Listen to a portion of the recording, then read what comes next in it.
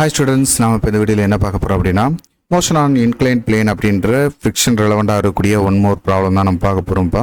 So இதுக்கு முன்னாடி பார்த்துருந்த கான்செப்டில் இந்த ப்ராப்ளத்துலையும் angle of friction and angle of repose அப்படின்ற கான்செப்டை நம்ம அப்ளை பண்ண போகிறோம். ஸோ இந்த இடத்துல நம்மளுக்கு கொஞ்சம் ரொம்ப டீட்டெயில்டாக ஃப்ரிக்ஷன்ற கான்செப்டை நம்ம தெளிவாக புரிஞ்சுக்கிட முடியும். ஆல்ரெடி லா ஆஃப் மோஷனில் நம்ம ஒரு இன்க்ளைன் சர்ஃபேஸில் இதுக்கு முன்னாடி மோஷனை பார்த்தோம் இல்லையா, அதில் அடிஷ்னலாக நம்ம ஃப்ரிக்ஷனையும் சேர்த்து பார்த்தோம்னா இந்த மாதிரி தான் இருக்கும். A block of mass 0.05 kg when placed on the rough 15-degree inclined plane slides down without acceleration. The inclination is then increased to 30 degree. What would be the acceleration of the block அப்படின்னு கேட்டிருக்கிறாங்க. G value 9.8 metre per second inverse square எடுத்துக்கிட்ட சொல்லிட்டாங்க. சரிங்களாப்பா, இங்கே first ஒரு mass 0.05 kg mass வந்து என்ன செஞ்சிருக்கோம், ஒரு இன்க்ளைன் பிளேன் சர்ஃபேஸ், ஒரு ரஃப் சர்ஃபேஸில் வச்சுருக்கோம். அதோட ஆங்கிள் எவ்வளோ அப்படின்னு கொடுத்துருக்காங்கன்னா 15 டிகிரின்னு கொடுத்துருக்காங்க. ஃபர்ஸ்ட் இதை இனிஷியலாக ஆல்ஃபான்ற ஒரு ஆங்கிள்னு வச்சுக்கிடும் 15 டிகிரி. ஸோ இது வந்து என்ன செய்யுது, ஸ்லைஸ் டவுன் ஆகுது வித்தவுட் எனி ஆக்சிலரேஷன். அப்போ ஆக்சிலரேஷன் இந்த இடத்துல என்னது, 0. ஆக்சிலரேஷன் இல்லாமலே ஸ்லைட் ஆகுது. இன்கேஸ் இதே செட்டப்பை நம்ம என்ன செய்கிறோம், கொஞ்சம் ஒரு ஆங்கிளை இன்க்ரீஸ் பண்ணுறோம். அந்த ஆங்கிள் எவ்வளோ அப்படின்னு பார்த்தோம்னா பீட்டான்னு எடுத்துக்கிடுவோம். That is the 30 degree increase பண்ணியிருக்கும். 15 டிகிரிலேருந்து 13 டிகிரியாக இன்க்ரீஸ் பண்ணியிருக்கும். சேம் மாஸ், அதே 0.05 kg மாஸ் தான். ஸோ அப்போது இது மேலே ஆக்ட் பண்ணக்கூடிய இந்த நார்மல் அப்படின்றது சேஞ்ச் ஆகிருக்கும். ஆனால் இது ரெண்டு சர்ஃபேஸும் சேமாக இருக்கிறதுனால கோஎஃபிஷியன்ட் ஆஃப் ஃப்ரிக்ஷன் வேல்யூ கான்ஸ்டண்ட்டாக இருக்கும். அதாவது மியூ வந்து இந்த இடத்துல என்ன செய்யும், ரெண்டு செட்டப்லேயும் கான்ஸ்டண்ட்டாக இருக்கும். ஆனால் இங்கே எண் மட்டும் என்ன செய்யும், வேரி ஆகும்.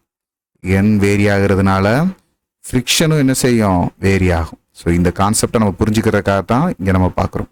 ஏன்னா friction is directly proportional to normal அப்படின்னு பார்த்தோம் இல்லைங்களாப்பா. ஸோ இப்போது இங்கே நம்மளுக்கு கொடுத்துருக்கிற இந்த ப்ராப்ளத்தில் ஃபர்ஸ்ட் கேஸாக ஒரு 15 டிகிரி ஆங்கிள் இருக்கக்கூடிய இந்த இன்க்ளைன் சர்ஃபேஸ்க்கு எடுத்துக்கோங்களேன். இதுக்கான நார்மலை என்னன்னு எடுத்துக்கிடும். டவுன்வர்ட் டைரக்ஷனில் ஆக்ட் பண்ணக்கூடியது எம்ஜின்ற வெயிட்னா, இந்த ஆங்கிள் 15 டிகிரின்றதை வச்சு இதே நம்ம ரிசால்வ் பண்ணும்போது இது எம்ஜி காஸ் 15 டிகிரின்னு இருக்கும். இதுக்கு பெர்பெண்டிகுலராக இருக்கக்கூடிய இந்த சைடு அப்படின்றது எப்படி இருக்கும், எம்ஜி சைன் 15 டிகிரின்னு இருக்கும். சரிங்களாப்பா. ஸோ இதுக்கு ஆப்போசிட் டைரக்ஷனில் தான் இங்கே என்ன இருக்குது, ஃப்ரிக்ஷன் இருக்குது. இதே எஃப்னு எடுத்துக்கிடும். இது ஃபர்ஸ்ட் கேஸ். இந்த ஃபர்ஸ்ட் கேஸை நம்ம என்ன செய்வோம், ரிசால்வ் பண்ணுவோமா. இந்த எம்ன்ற மாஸ் மேலே அப்வர்ட் டைரக்ஷனில் இந்த நார்மலுக்கு டவுன்வர்ட் டைரக்ஷன் கரெக்டாக எம்ஜி காஸ் 15 டிகிரி இருந்துச்சு. ஸோ இந்த ஃப்ரிக்ஷன் ஃபோர்ஸ் அப்படின்னு நம்ம பார்த்தோம்னா ஃப்ரிக்ஷன் ஃபோர்ஸுக்கு அப்படியே ஆப்போசிட் டைரக்ஷன் யார் இருந்தால் எம்ஜி சைன் 15 டிகிரி இருந்துச்சு. ஸோ இந்த இடத்துல ஆக்சலரேஷன் 0. அப்போது நெட் ஃபோர்ஸ் வந்து இதில் கிடையாது. அப்போ n இஸ் ஈக்குவல் டு எதுக்கு ஈக்குவலாக இருக்குது, எம்ஜி காஸ் 15 டிகிரிக்கு ஈக்குவலாக இருக்குது. அதே மாதிரி இந்த ஃப்ரிக்ஷன் ஃபோர்ஸ் எஃப்ன்றது எதுக்கு ஈக்குவலாக இருக்குது, எம்ஜி சைன் 15 டிகிரி இருக்குது. ஸோ இந்த ரெண்டு ஈக்குவேஷனை நம்ம கம்பைன் பண்ணுறோம். இந்த equation F is equal to mu N, V equal to tan theta அப்படின்னு நம்ம பார்த்துருக்கோம் இல்லைங்களா. இந்த இடத்துல நம்ம டேன் ஆல்ஃபாக்கு பார்க்க போகிறோம். According to angle of friction அல்லது ஆங்கிள் ஆஃப் ரிப்போர்ஸ்லேருந்து மியூ ஈக்குவல் டு டேன் ஆல்ஃபான்னு கூட எழுதலாம். அந்த டேன் ஆல்ஃபான்றதை நம்ம எப்படி கண்டுபிடிக்கலாம், mu equal to F by N. F by என்னன்னா இந்த எஃப் என்னை டிவைட் பண்ணும்போது என்ன ஆகும்பா, mg sine 15 degree divided by mg cos 15 degree. So இந்த எம்ஜி கேன்சல் பண்ணதுக்கப்புறம் டேன் 15 டிகிரின்னு கிடைக்கும். இந்த டேன் ஆல்ஃபான்றது டேன் 15 டிகிரி. இதான் இந்த இடத்துல மியூ வேல்யூ. சரிங்களா, திஸ் இஸ் த ஈக்குவேஷன் 1ன்னு வச்சுக்கிடும். இந்த இடத்துல மியூ வேல்யூ கான்ஸ்டன்ட் அப்படின்னு சொல்லியாச்சு இல்லையா. இந்த இடத்துல இன்க்ளைன் சர்ஃபேஸுக்கு நார்மல் அப்படின்றது என்ன செய்யுது, இங்கே வேரி ஆகுது. அந்த நார்மல் எப்படி வேரி ஆகுதுன்னு பாருங்களேன். இந்த இன்க்ளைன் சர்ஃபேஸுக்கு நார்மல் அப்படின்றது N1 அப்படின்னு இருக்குன்னு வச்சுக்கிடும். டவுன்வர்ட் டைரக்ஷனில் ஆக்ட் பண்ணக்கூடியதோட வெயிட் எம்ஜி. ஸோ இந்த ஆங்கிள் 30 டிகிரி அப்படின்றதுனால இந்த 30 டிகிரியை நம்ம ரிசால்வ் பண்ணும்போது இந்த நார்மலுக்கு எக்ஸாக்டாக ஆப்போசிட் டைரக்ஷனில் இருக்கக்கூடிய இது எம்ஜி காஸ் 30 டிகிரி இருக்கும். ஏன்னா இந்த ஆங்கிள் 30 டிகிரினா இதுவும் 30 டிகிரி தான் இல்லையா. ஸோ அதே நேரத்தில் இதுக்கு ஆப்போசிட் டைரக்ஷனில் இருக்கக்கூடிய இந்த சைடு எம்ஜி சைன் 30 டிகிரி இருக்கும். ஸோ இந்த டைரக்ஷனில் நம்மளுக்கு இப்போ ஆக்சிலரேஷன் இருக்குது. அந்த ஆக்சிலரேஷன் தான் என்னென்னு இப்போ கேட்டிருக்கிறாங்க. அப்போ இதுக்கு நம்ம ஒரு ஃப்ரீ பாடி டயக்ராம் மாதிரி வரையுமா, இங்கே வரைஞ்சது போலவே ஃப்ரீ பாடி டயக்ராம் வரையணும்னா இந்த எம்ன்ற மாசு சேம் மாஸ் தான். இது மேலே ஆக்ட் பண்ணக்கூடிய இப்போ நார்மல் N1. ஸோ இது மேலே டவுன்வர்ட் டைரக்ஷனில் ஆக்ட் பண்ணக்கூடியது MG cos 30 degree friction force அப்படின்றது இப்போது அங்கேருந்து அதே எஃப் இருக்காது, F1 இருக்கும். ஏன்னா நார்மல் வேரி ஆகிருக்கு பார்த்தீங்களா, அதனால் ஃப்ரிக்ஷன் ஃபோர்ஸ் வேரி ஆகிருக்கும். இந்த இடத்துல இருக்கக்கூடிய ஃப்ரிக்ஷன் ஃபோர்ஸு F1. இந்த இடத்துல ரைட் சைடு இருக்கக்கூடியது mg sin 30 டிகிரின்ற ஃபோர்ஸும் இதே டைரக்ஷனில் ஆக்சிலரேஷனும் இருக்குது. ஸோ இன்க்ளைன் சர்ஃபேஸ் என்ன செஞ்சுட்டோம், கொஞ்சம் ரைஸ் பண்ணியிருக்கோம், இன்க்ரீஸ் பண்ணதுனால அந்த இடத்துல ஆக்சிலரேஷன் இருக்குது. ஸோ இதுக்கு ஈக்குவேஷன் எழுதணும்னா எப்படி எழுதலாம், ஃபஸ்ட்டு இந்த n1 அப்படின்றது எதுக்கு ஈக்குவலாக இருக்குன்னு பாருங்கள், mg cos 30 டிகிரிக்கு ஈக்குவலாக இருக்குது. ஹரிசாண்டல் ஃபோர்ஸஸ் அப்படின்னு பார்க்கும்போது நெட் ஃபோர்ஸ் டைரக்ஷன் தான் பாசிட்டிவாக வச்சு நம்ம எழுதும்போது அப்போது mg sin 30 டிகிரி மைனஸ் F1 ஈக்குவல் டு எம்ன்ற மாஸுக்கான net force m into a. சரிங்களாப்பா, நம்ம இங்கே கால்குலேட் பண்ண வேண்டியது என்னது, ஆக்சிலரேஷன். ஸோ இந்த ஆக்சிலரேஷன் வழியை சப்ஸ்டிட் பண்ணுறதுக்கு முன்னாடி இந்த F1 என்ன அப்படின்றத நம்ம சப்ஸ்டிட் பண்ணிடுமா.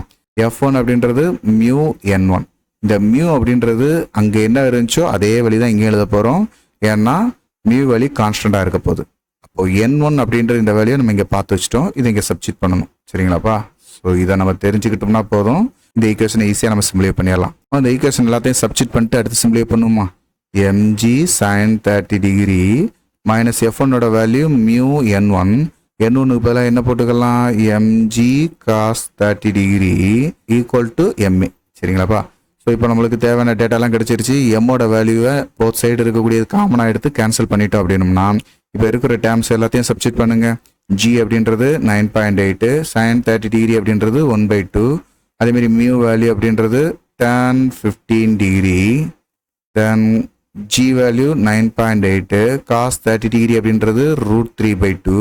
இங்கே ஆக்சிலரேஷன் கண்டுபிடிக்க வேண்டிய வேல்யூ. இந்த 9.8 நம்ம ஸ்ட்ரைக் பண்ணோம் அப்படின்னோம்னா 4.9 வருது. அதேமாரி tan 15 டிகிரி அப்படின்றத நம்ம டேபிளில் பார்த்தோம் அப்படின்னா 0.268 வருது. அதேமாரி 9.8 நம்ம ஸ்ட்ரைக் பண்ணதில் 4.9, √3ஓட வேல்யூ 1.732. இது எல்லாத்தையும் நம்ம சிம்பிளை பண்ணால் ஆக்சிலரேஷன் வழி கிடச்சிரும். ஸோ அப்போ 4.9 மைனஸ் 2.274 இதான் இந்த இடத்துல கழிக்க வேண்டிய வேல்யூ. ஸோ கழிச்சு பார்க்கணும்னா 2.626 அப்படின்னு கிடைக்குது. ஸோ இன்னும் சிம்பிளை பண்ணி எழுதலாம். எப்படி, இதை ரவுண்ட் ஆஃப் பண்ணி எழுதணும் 2.63 மீட்டர் பர் செகண்ட் ஸ்கொயர்னு கூட எழுதலாம். முதல் இனிஷியலாக 15 டிகிரியில் வித்தவுட் ஆக்சிலரேஷனில் மூவ் ஆகி வந்த இந்த மாசு இப்போது அதோடைய இன்க்ளைன் சர்ஃபேஸ்க்கான ஆங்கிள் இன்க்ரீஸ் பண்ண உடனே அதோடைய ஆக்சிலரேஷன் இப்போ இன்க்ரீஸ் ஆகிருக்கு. ஆங்கிள் ஆஃப் இன்க்ளினேஷனை இன்க்ரீஸ் பண்ணும்போது ஆக்சிலரேஷனும் இன்க்ரீஸ் ஆகுது. ஸோ இந்த மாதிரி ப்ராப்ளங்களும் நம்மளுக்கு காம்படிட்டிவ் எக்ஸாமில் கேட்குறாங்க. ஸோ அதனால் இதை நல்லா ஒரு தடவை நம்ம ஸ்டடி பண்ணி பார்த்துக்கிட்டோம் அப்படின்னோம்னா இந்த கான்செப்ட் தெரிஞ்சிருந்துச்சுனாலே நம்மளுக்கு இந்த ப்ராப்ளங்களெல்லாம் நம்ம ஈஸியாக அட்டன் பண்ண முடியும்ப்பா. சரிங்களா, தொடர்ந்து இதேமாதிரி நெக்ஸ்ட் ஒரு ப்ராப்ளத்தில் பார்க்கலாம். தேங்க்யூ. இந்த வீடியோ உங்கள் எல்லாருக்கும் பயனுள்ளதாக இருக்கும்னு நான் நம்புகிறேன். உங்களுக்கு இது ரொம்ப ஈஸியாக இருந்துச்சு அப்படின்னா மறக்காமல் லைக் பண்ணுங்கள். நம்ம மிஸ்டர் ஃபிசிக்ஸ் சேனலை சப்ஸ்கிரைப் பண்ணுங்கள். உங்களுடைய நண்பர்களுக்கும் ஷேர் பண்ணுங்கள். நம்மளுடைய தொடர்ந்து எல்லா வீடியோக்களும் உங்களுக்கு வரணும் அப்படின்னா நம்ம நோட்டிஃபிகேஷனில் ஆல் அப்படின்ற ஆப்ஷனோட கிளிக் பண்ணுங்கள். தேங்க்யூ.